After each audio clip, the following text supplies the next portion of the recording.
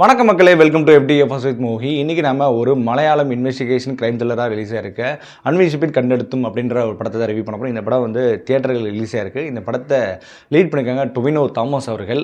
அது தாண்டி நிறைய சப்போர்ட்டிங் ஆக்டர்ஸ்லாம் இருக்காங்க. இந்த படம் வந்து பார்த்திங்கன்னா ஒரு 2-in-1 படம் அப்படின்னு சொல்லலாம். ஃபஸ்ட் ஹாஃபில் ஒரு கதை, செகண்ட் ஹாஃபில் ஒரு கதை. இந்த ரெண்டு கதைக்கும் இன்டர்லிங்க் இருக்குது அப்படின்னு கேட்டிங்கன்னா கிடையாது. ஏன் இந்த மாதிரி படம் எடுத்து வச்சிருக்காங்க அப்படின்றத நம்ம டீட்டெயிலாக ரிவ்யூவில் பார்ப்போம். ரிவ்யூக்கு போகிறதுக்கு முன்னாடி இந்த ரிவ்யூ ஆனது உங்களுக்கு பிடிச்சிருந்தா மறக்காமல் லைக் பண்ணுங்கள், கமெண்ட் பண்ணுங்கள், ஷேர் பண்ணுங்கள், சேனலை சப்ஸ்கிரைப் பண்ண மறந்துடாதீங்க. வாங்க நாம ரிவ்யூக்கு போகலாம். அன்விஷிப்பின் கண்டெடுத்தும் இந்த படத்தினுடைய கை சுருக்கம் என்ன அப்படின்னு கேட்டிங்கன்னா, டொவினோ தாமஸ் ஒரு போலீஸ் ஆஃபீஸராக வர்றாரு. அங்கே ஒரு பொண்ணு வந்து திடீர்னு வந்து மாயமாக மறைகிறாங்க. அதுக்கப்புறம் பார்த்திங்கன்னா ஒரு கிணத்துல வந்து இறந்து கிடக்கிறாங்க. ஸோ அந்த கேஸ் எடுத்து இன்வெஸ்டிகேட் பண்ண ஆரம்பிக்கிறாரு. அதுக்கப்புறம் ஏற்பட்ட சுவாரஸ்யங்கள் தான் இந்த படத்தினுடைய கதையை. இதனால் அவருக்கு ஒரு லைஃப்பில் ஒரு பிரச்சனை வருது. அந்த லைஃப்பில் பிரச்சனைக்காக இன்னொரு கேஸ் கொடுக்கவும் படுது. அந்த கேஸை எப்படி சால்வ் பண்ணுறது தான் டீட்டெயிலான ஒரு கதையும் கூட வச்சுக்கோங்களேன்.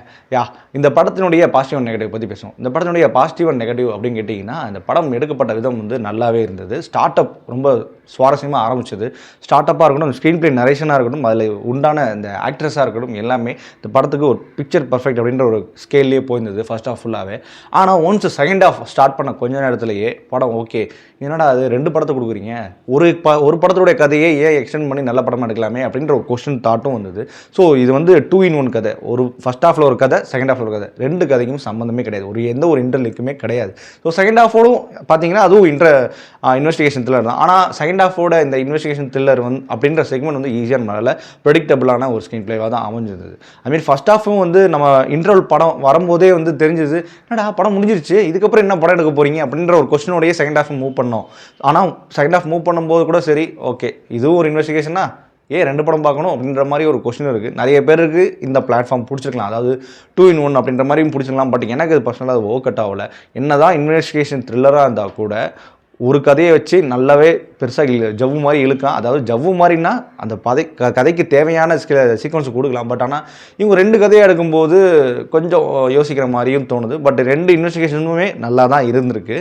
அண்ட் மோர் ஓவர் இந்த படத்தினுடைய கதைகளும் வந்து பார்த்திங்கன்னா 1990 காட்டப்படுது. ஏன்னா இந்த காலத்தில் காட்டினா டெக்னிக்கல் சைடாக நிறைய பிரச்சனைகள், முக்கியமாக சிசிடிவி, ஸோ இது மாதிரி இந்த மாதிரி பிரச்சனைகள்லாம் இருக்குது. ஸோ அதனால் பொதுவாகவே இன்வெஸ்டிகேஷன் த்ரில்லர்னா இப்போ ஆட்டோமேட்டிக்காக எல்லாம் 90s போயிடுறாங்க. ஏன்னா 90ஸ்னால் கொஞ்சம் அவங்களோட லொக்கேஷன்ஸை வச்சு கொஞ்சம் அப்படி இப்படின்னு இது பண்ணிக்கலாம்.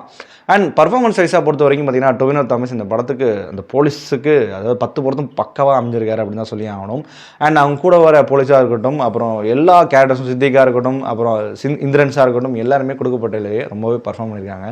அண்ட் இந்த படத்தினுடைய மியூசிக் டைரக்டர் யார் அப்படின்னு கேட்டிங்கன்னா சந்தோஷ் நாராயணன். முதல் படம் அவருக்கு மலையாளத்தில். பின்னணி இசை ரொம்பவே பர்ஃபெக்டாக இருந்தது படம் ஃபுல்லாகவே. அந்த இன்டென்ஸ் சீக்வன்ஸை கிரியேட் பண்ணுறதே இவரோட மியூசிக் வடிவில் தான் அப்படின்னு சொல்லி ஆகணும். ஆனால் இந்த படத்தினுடைய பிரச்சனைகள் ஆல்ரெடி நம்ம சொன்ன மாதிரி தான். இது 2-in-1 இருக்குது. இது வந்து டபுள் ட்ரீட்டாக அப்படின்னு கேட்டிங்கன்னா டபுள் ட்ரீட்டாக எனக்கு ஃபீல் ஆகலை. செகண்ட் ஹாஃப் ஆரம்பிக்கும் போதே எல்லாரும் சோர்வடைஞ்சிட்டாங்க. முக்கியமாக நீங்கள் நைட் ஷோ போனீங்கன்னா ரொம்பவே சோர்வடைஞ்சிருவீங்க. அந்தளவுக்கு தான் படத்தினுடைய சீக்வன்ஸ் அமைஞ்சிருந்தது. ஸோ முடிஞ்ச வரைக்கும் நைட் ஷோ போகாமல் காலையிலேயே போக பாருங்கள். அதுமாதிரி படம் வந்து ஒரு மாதிரி ஃப்ளாட் ஸ்கேல்லேயே போயிட்டுருக்கு. ஒரு நல்ல ஹைப்பான சீக்வன்ஸ் எதுவுமே அமையலை. அதுவும் இந்த படத்தினுடைய பிரச்சனையாகவும் இருக்குது. ஸோ மொத்தத்தில் இந்த படத்தை பார்க்கலாமா இல்லை பார்த்தே தீரணுமா அப்படின்னு கேட்டிங்கன்னா, என்னை பொறுத்த வரைக்கும் இது ஒரு one time watchable. Investigation thriller, investigation அப்படின்ற ஒரு விஷயம் உங்களுக்கு பிடிச்சிருந்தா மட்டும் பார்க்கலாம். ஆனால் நீங்களே ஒரு கொஸ்டின் கேட்பீங்க, அது ஏன் ஒரே படத்தை வச்சு ஒரே கதையை வச்சு 2 எழுத்தாக இருக்கலாமே அப்படின்னு உங்களுக்கு கொஸ்டினும் கேட்க தோணலாம். ஸோ அதுதான் இந்த படத்தினுடைய பிரச்சனையாகவும் இது. ஸோ இந்த படத்துக்கு நம்ம கொடுக்கக்கூடிய ரேட்டிங் என்ன அப்படின்னா 5/3. ஓகே மக்களே, இந்த ரிவ்யூ பிடிச்சிருந்தா நம்பர் என்னோட ரிவ்யூ பிடிச்சினா மறக்காம லைக் பண்ணுங்கள், கமெண்ட் பண்ணுங்கள், ஷேர் பண்ணுங்கள், சேனலில் சப்ஸ்கிரைப் பண்ண மறந்துடாதீங்க. And that stay with me FDFS with மோகி.